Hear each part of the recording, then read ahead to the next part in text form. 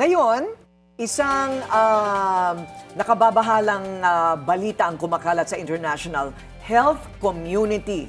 Hindi po corruption. Although yan po yung sakit na kailangan din nating puksain. May bakuna kaya laban sa pangungurakot?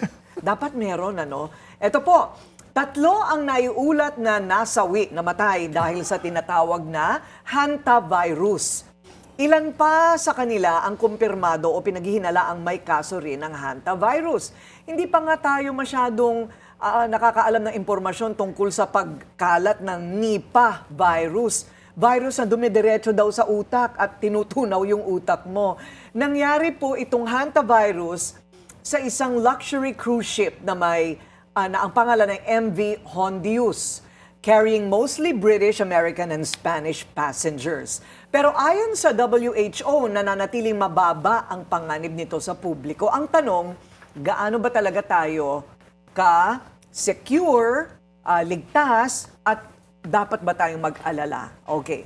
So, sino ang ating makakasama, Willard? At para naman ho ay mas lalo tayo maging informed, ay makakasama natin si former Health Undersecretary and the Dancing ASEC, Dr. Eric Tahayag. Welcome to Memo, Dr. Tahayag. Magandang umaga, Willard. Magandang umaga, Corina. Sir, updated kayo sa mga dance steps?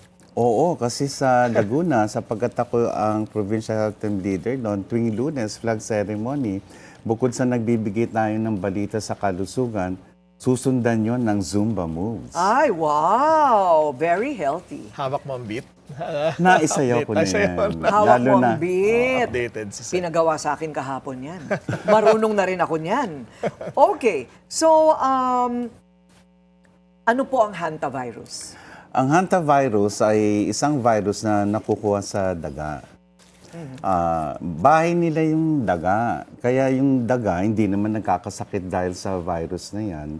Naipapasa nila yan sa ihi, dumi nila, at mahawa yung mga daga. Ngayon, ang naging kaso niya, noong 1951, noong Korean War, nadiskubre na merong virus. Pero tumakbo pa ng 1976 bago na-discover yan. Pero yung mga sakit na dala ng hantavirus, dalawang klase kasi, Corina, Willard. Yung isa ay tinatawag na Korean hemorrhagic fever. At ngayon naman, ang tawag dyan ay hemorrhagic fever with renal syndrome. Tinatamaan ng kidney, yung bato. Maring ma-dialysis. Ng tao? Ang tao. Paano? Sa Korea, China, marami yan. Okay. At yung pangalawa, yung tinatamaan naman yung lungs. Ito yung nakakamatay. Ito ngayon yung tumama dyan sa barko. Nililinaw lang natin, Corina, ito ay expedition cruise. Ibig sabihin, piling-pili lang sapagkat nang ito'y umalis sa Argentina, dadali yung mga sa iba't ibang pampang pero ang target nila Antarctic. Kumbaga sa mga bird watchers ang nai-report ng World Health Organization sakay ng barko niyan. Kasama na yung 38 Filipino crew ng barko. Ayun ang tanong, di ba, kung may Pilipino sa barko. Wala naman pong nahawa sa mga Pinoy. Sa ngayon wala, pero gusto ko rin malaman na sa San Lazaro Hospital noong 1992 may 2 na kumpirmang kaso pero hindi naman ganun ka-serious. At noong 2000, nagkaroon ng pag-aaral dito sa ating Pilipinas. Mga 400 plus ang kinunan nila ng dugo. 6.1% doon positive. Ibig sabihin, dito sa ating bansa, maaaring may nai-infect ng hantavirus, hindi lang natin alam. Mahirap malaman kasi, Corina, sapagkat sa unang araw nito, ay parang nagtrangkaso ka lamang. At kung tinamaan yung lungs, katulad nga nito, ay pinag-aaralan nila sapagkat yung nireport nila, Andes virus yung na-isolate. Ito lamang yung klase ng hantavirus kung saan merong person-to-person transmission. That's Lahat what I mean. kasi sa daga. Pero ito, person-to-person transmission. Paano nahahawa ang tao sa tao? Close contact.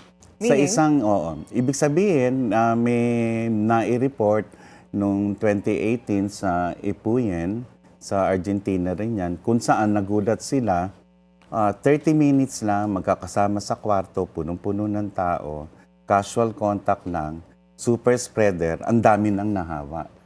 So hindi kailangan matagal kayo magkakasama. So ang ibig sabihin nun, Willard, sa laway. Yeah, or through the Sa air we breathe. laway, contact, halimbawa may ito Shaking na hands. tampod dito, nakipagkamay ako sa'yo. So is it airborne? Oo. May isang ni-report doon na nagkasalubungan lang sila papunta ng CR, nahawa na. Okay. So Oo, airborne. Super spreader. Hindi sinasabing airborne sapagkat hindi naman lahat na hawa. At yun ay, ang ano pa rin ay close contact, yung mga tilamsik. Paano ang gamutan dito, Doc? May antiviral pero hindi exact na nakakagaling talaga. Ang incubation period kasi nito, 1 week hanggang 6 weeks. Matagal. Ibig sabihin, yung sa barko ay 45 days nila i-quarantine. Kaya nakakulong sa cabin. From day 0 hanggang 45 days, titingnan nila kung sino yung mga may sintomas doon.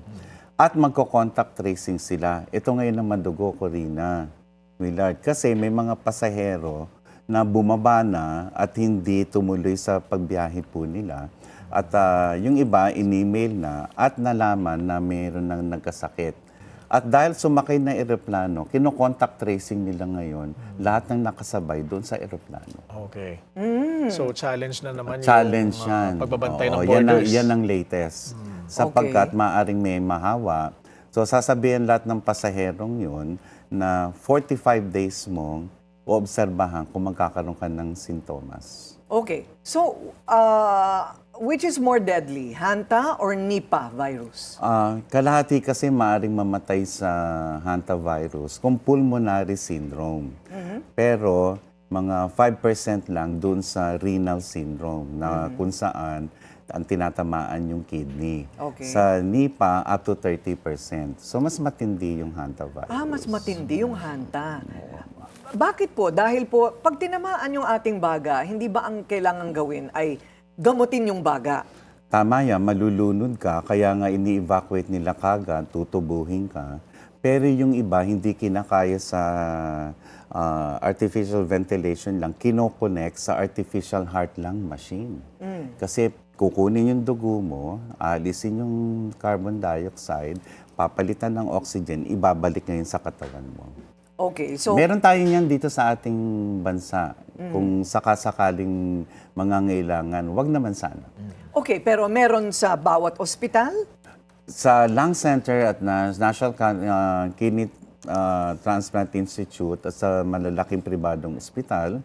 At pwede rin i-kumpirma rito yung Research Institute Tropical Medicine ay may kakayahan kung sakali. May bakuna na ho ba, Doc, sa hantavirus? Noong 1990, ang Korea sa pagsasaliksik nila ay nagkaroon sila ng pagkakataon magkaroon ng bakuna.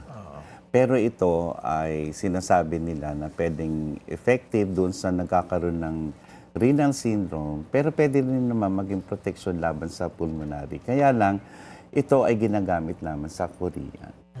Korea lang. Kumbaga hindi pa approved In dito China, sa... meron din. Tapos Hindi pa po nagsasalik approved. sila, 1990 pa nila ginagamit eh. Ngayon, nag-upgrade sila, gumagawa sila ng bagong version, gagamit sila ng mRNA, katulad nung sa COVID. Okay. So, let me kind of break down the headline, no? Ang sinasabi po ninyo, may banta sa Pilipinas na pwedeng makarating. Hindi naman sa may bantang makarating kasi na-quarantine na nila yung barko eh. Ito, person to person. Ngayon, yung hantavirus na alam natin, nakukuha sa daga. Ang sinasabi ko kanina ay, maaring meron ng nahawa sa atin, subalit hindi naman nagkakasakit. So, ang importante, parang general precautions, ay kailangan walang daga sa loob ng bahay.